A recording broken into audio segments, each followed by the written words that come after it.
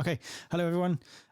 Let's do some quarantine teaching. It doesn't really feel like teaching. Will, stop playing guitar. Ronnie, stop playing piano. And Charlotte, why are you sat all the way over there? Okay, that feels better. Now, secondary dominants. We need to start all the way back with scales so that we can work our way up to secondary dominants. Our first level is scales. So we're going to start with C major because it's the easiest one to see on the keyboard. So we'll start with C, and then our scale from there, we work 2 semitones, 2 semitones, 1 semitone, 2, 2, 2, 1. And we end up with... the reason we're using C major scale is because it's all the white notes on the keyboard. It makes it easy to see when we're using notes that aren't in the scale. Okay, and that works anywhere. If we want F major, for example, I'm going to start at F. I'm going to count 2, 2, 1, 2, 2, 2, 1 semitones. And I end up with... But again, let's stick with C major. So that is our C major scale. They're the notes we can use if we want to work within C major. Okay, so the next level is degrees. Each one of those notes that we worked out in our scale has a fancy name. The first one, tonic. Next one, supertonic. Next one, mediant. Next one, subdominant. Next one, the fifth, is dominant. That's the important one that we're looking at today. Next one, submediant. Next one, leading tone. And finally, we're back at the top, the tonic again. So we have tonic, supertonic, mediant, subdominant, dominant, submediant, leading tone, and back at the tonic again. Okay, so the next thing we'll do is work out the chords for each of those notes in the scale. So we have our notes that we're allowed to use, and each one of those can be the root of a chord, or a triad, a chord with 3 notes in it. So we'll start with, in C major, our tonic is C, then not the second, but the third above it, and not the fourth, but the fifth above it. That is a C major chord. Then we do the same for D. We skip the second above it, but play the third, skip the fourth, play the fifth. And we end up with D minor. Same for E, E minor, F, F major, G, a G major chord, A, an A minor chord, B, B minor diminished chord, and C, we're back at the C major again. So we end up with these chords.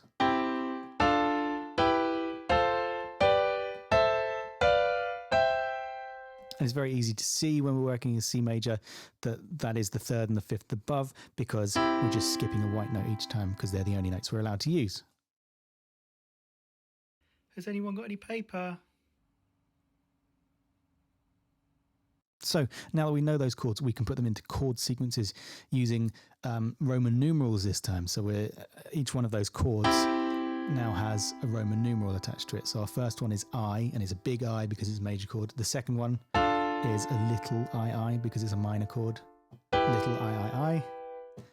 This one's a major chord, so it's a big IV, or 4.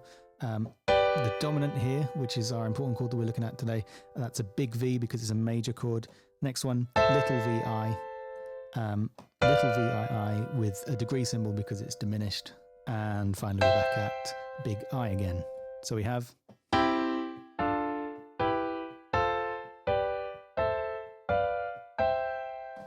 all of the chords, and we could put those into a chord sequence. For example, this very famous one, I, V, little VI, IV, and back to I again.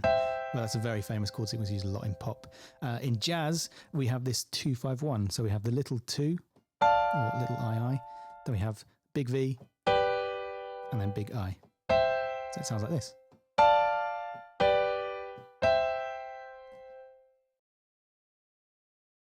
Okay, in jazz, we need to add some color tone.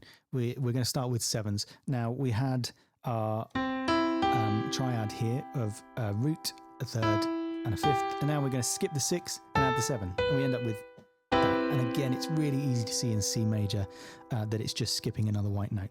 And we can do that for all of the chords in the C major scale.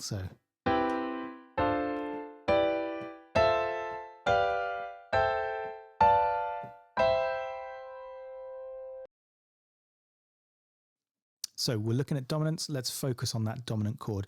We know that in C major, that V chord is a G, and we've turned it into a G7 now, a V7 chord, and that's going to lead us very heavily back to the tonic.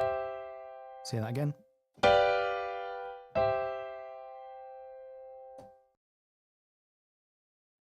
All right, it's going to start getting a bit harder now. We know that the V7 leads us very strongly back to the tonic, so that G7 led us very strongly back to a C. But if I want to land somewhere else, I can use the dominant from a different scale. Say I want to land at A, I can use the dominant, the V7 of A. So from C, to find my dominant of G, I had to go down 5 semitones to find that chord that leads me there. If I want to land at A or A minor, because I'm in the C major scale, I need to find the dominant of that. And if I count 5 semitones down from A, I end up with E. So I've got this E7, which leads me to A minor. So in my chord sequence from earlier, that famous, that third chord is A minor. So I could throw in the secondary dominant before it. So I'd still do C, G, but now I'm going to throw in the secondary dominant, E7, A minor, F.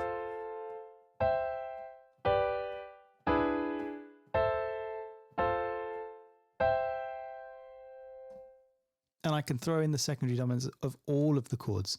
So I'll start with C, then I'm going to go to G, which is here, but I'm going to find the secondary dominant of it. So 1, 2, 3, 4, 5, D. So I need to do a D7 before the G. Then we've already worked out E7 before the A. And then the next chord in our chord sequence is F, and we need to work out the dominant for that. 1, 2, 3, 4, 5, it's C. So we need C7, F. And then we come back to the C at the end of our chord sequence, so we already know that G7 takes us back to the 1, to the C major.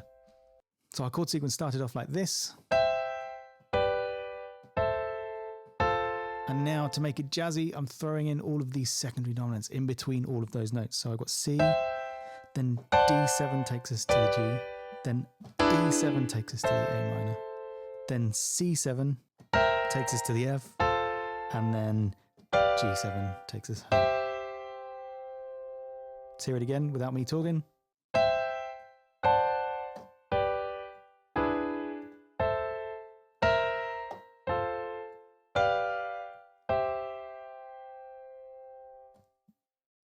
Okay, so let's make things a bit spicier by adding the 7s on our original chords as well. So our original chord sequence now has the 7s, and we've added these secondary dominants in between the chords, and we end up with.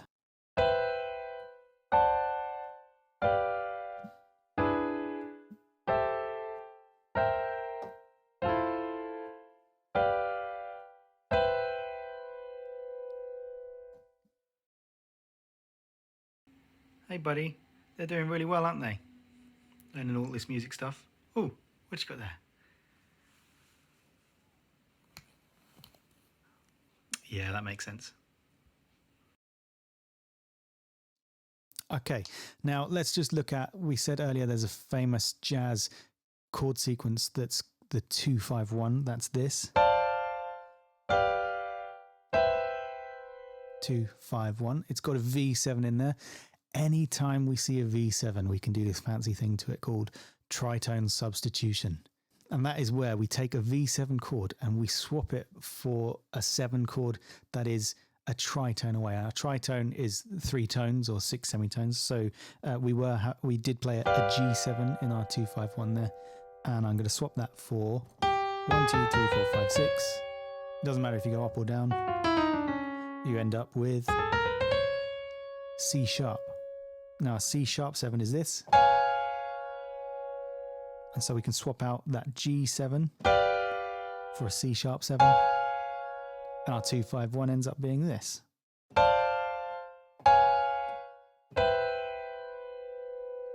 Now you'll notice that that chord, that C sharp 7, is introducing some extra notes that weren't in our chord sequence. So it's adding that extra melodic and harmonic material that we can use outside of the C major scale. So let's hear it again. Another thing you'll notice with the 251, where you replace that V7, you end up with a chromatic bass line that goes D, C sharp, C. See it again?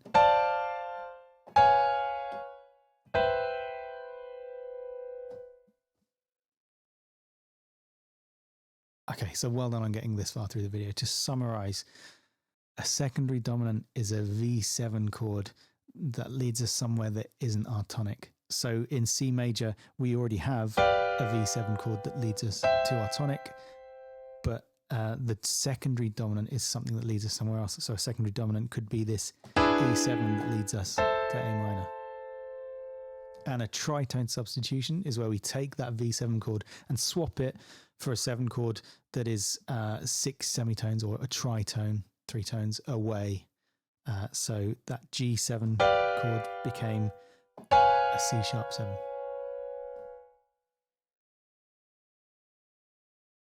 Okay, so the test to see if this is stuck and this is really in there is to try this for yourselves in a different key. So we'll choose G major and we'll work with our famous chord sequence again. We'll take G, D, E minor, C. And what I want you to do is put in the secondary dominants between each one so that it will be the V7 that leads to the next chord.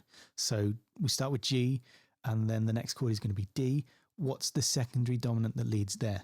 Next chord is going to be E minor. What's the secondary dominant that leads there? Same again. Next chord after that is C. What's the secondary dominant that leads there? And finally back to G at the end. What's the secondary dominant that leads us there?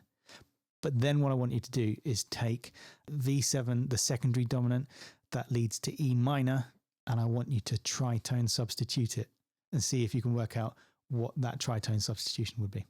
Okay, email me your answers for that, please. That will let me know that you've actually watched the video, and also it will help me check that you actually understand it.